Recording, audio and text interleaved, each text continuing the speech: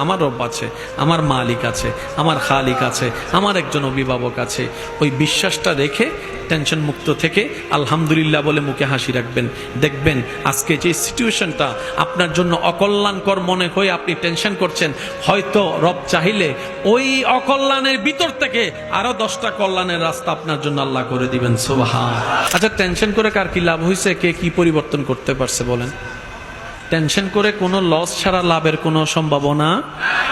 Tension করলে রাতের ঘুমটা নষ্ট হয়, টেনশন করলে প্রেশারটা বেড়ে যায়, না হয় কমে যায়, টেনশন করলে চেহারা সুরত খারাপ হয়ে যায়, টেনশন করলে ভালো মানুষ, প্রিয় মানুষের সাথে কথা বলতে ইচ্ছা, অথচ আপনার এক একটা সেকেন্ড চলে যাচ্ছে যা আর কখনো আপনি ফিরে পাবেন না। তো সেজন্য টেনশন করে তো কেউ কোনো পরিবর্তন হয় নাই, পরিবর্তন করতে পারে না এই সিচুয়েশন। কিন্তু রব্বুল আলামিন চাইলে দিনকে রাত, রাতকে দিন বানাতে পারে কি পারে না? রব্বুল আলামিন চাইলে জীবিতকে মৃত, মৃতকে জীবিত বানাতে চাইলে পারে কি পারে না? রব্বুল আলামিন চাইলে আপনার জীবনের বড় বড় কূপের মতো গর্তগুলোকে ভরাট করে সুন্দর একটা মসৃণ রাস্তা বানাই দিতে চাইলে পারে। ইন্নাল্লাহা আলা কুল্লি শাইইন কাদির। ওই আল্লাহ, ওই রব তো আমাদের আছে। সুতরাং সমস্ত সিচুয়েশনে রবের উপর তাওয়াক্কুল রাখবেন, ভরসা রাখবেন। আমার রব আছে, আমার মালিক আছে, আমার খালিক আছে, আমার একজন অভিভাবক আছে। ওই বিশ্বাসটা রেখে টেনশন মুক্ত থেকে আলহামদুলিল্লাহ বলে মুখে হাসি রাখবেন। দেখবেন আজকে যে পজিশনটা, যে সিচুয়েশনটা আপনার জন্য অকল্যাণকর মনে হয়ে আপনি টেনশন করছেন, হয়তো রব চাইলে ওই অকল্যাণের ভিতর থেকে আরো 10টা কল্যাণের রাস্তা আপনার জন্য আল্লাহ করে দিবেন। সুবহান। মনে রাখবেন, রবের উপর ভরসা করে কেউ কখনো ঠকে নাই। রবের উপর ভরসা করে কেউ কখনো ঠকে ঠকবে না। একজন আল্লাহর বান্দা একজন থেকে টাকা কিছু ধার নিছে। কি নিছে ধার? ভাই বলেন না, কি নিছে? তখন ব্যবসা হতো কি গাড়িতে না নৌকায়? তখন ভাই আমি তোর থেকে টাকাটা নিছি, ব্যবসা করে লাভ হলে আমি তোর টাকা তোকে অমুক তারিখ অমুক দিনের ভিতরে আমি টাকা দিয়ে দিব। তো সে বলে যে তুমি যে টাকাটা নিচ্ছ, আমি যে তোমাকে টাকাটা দিব, এটা তো জিম্মাদারি, কি জানে বলে এটাকে, মর্টগেজ নাকি গ্যারান্টি, একটা গ্যারান্টি তো দরকার। ভাই ও বলে যে আমার তো কেউ নাই, তবে আমি আল্লাহকে সাক্ষী রাখছি। সুবহানাল্লাহ জোরে বলি। আমার তো দুনিয়াতে কেউ নাই সাক্ষী রাখার মতো, আমি আল্লাহকে সাক্ষী রাখছি। এই কথাটা শুনে ওনার মনটাও নরম হয়ে গেছে। মনটা নরম হয়ে বলছে, আল্লাহকে সাক্ষী রাখছো, আল্লাহর নাম যেহেতু ধরছে, আর কোনো কথা নেই, দাও তোমার দিলাম।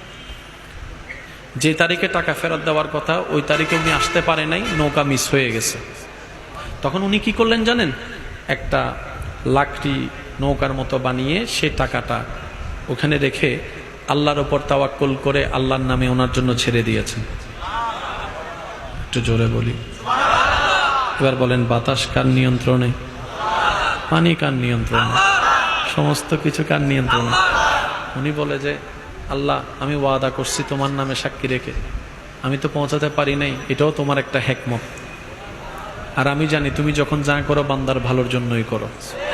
আল্লাহ, আমি তোমার নামে ছেড়ে দিচ্ছি, কারণ এখানে তোমার নাম আমি ব্যবহার করেছি। আল্লাহ, ওই মানুষটা ওনার অপেক্ষায় নৌকার ঘাটে এসে বসে আছে। দেখে যে নৌকা আসে, উনি আর আসে।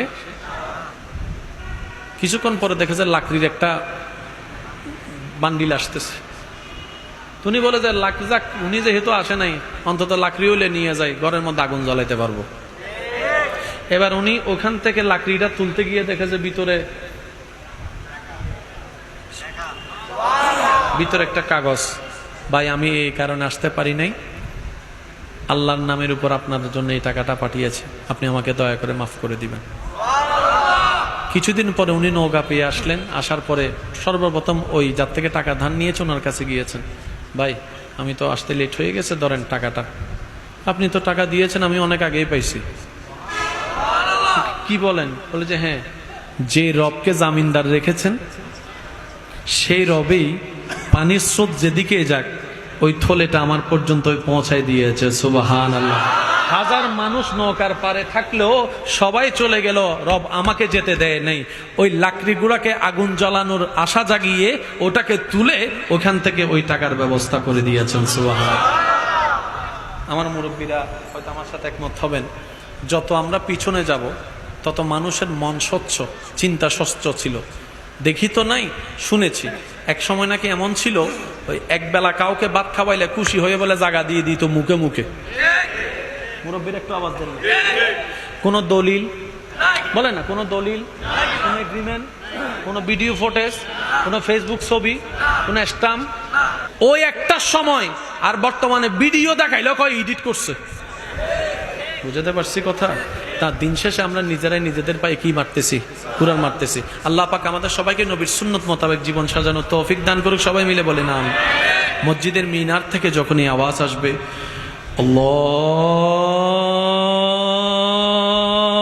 আল্লাহু আকবার, আল্লাহু